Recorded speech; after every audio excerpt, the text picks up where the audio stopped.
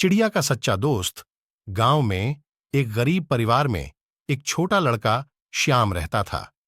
श्याम का दिल बहुत बड़ा था और उसकी सबसे अच्छी दोस्त एक प्यारी सी चिड़िया थी जिसका नाम था चूचू। और श्याम बहुत प्यारे दोस्त थे। वे हर सुबह साथ साथ समय बिताते और आसपास के जंगलों में घूमते थे।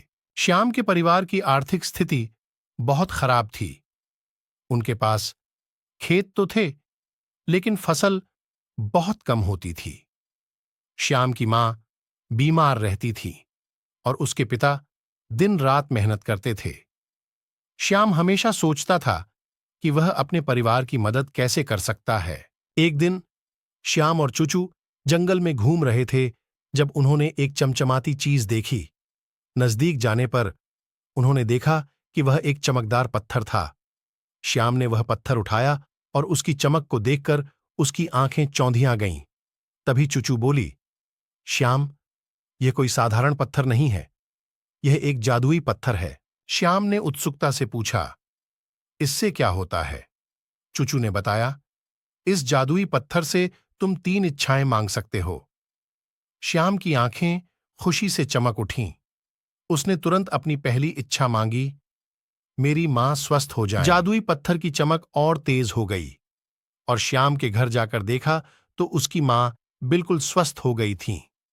परिवार की खुशी का ठिकाना नहीं रहा। श्याम ने दूसरी इच्छा मांगी, हमारे खेतों में अच्छी फसल हो।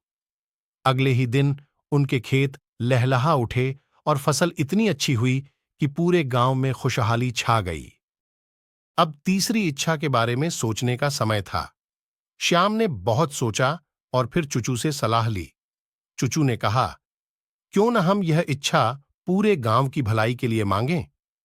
श्याम ने सहमति जताई और तीसरी इच्छा मांगी, हमारे गांव में सभी लोगों की गरीबी दूर हो जाए और सब खुशहाल हो जाएं।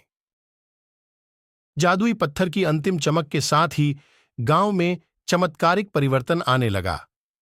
सभी के घरों में खुशहाली और समृद्धि आ गई। लोग एक दूसरे की मदद करने लगे और गांव में कोई भी गरीब नहीं रहा। श्याम और चूचू ने देखा कि उनकी इच्छाएं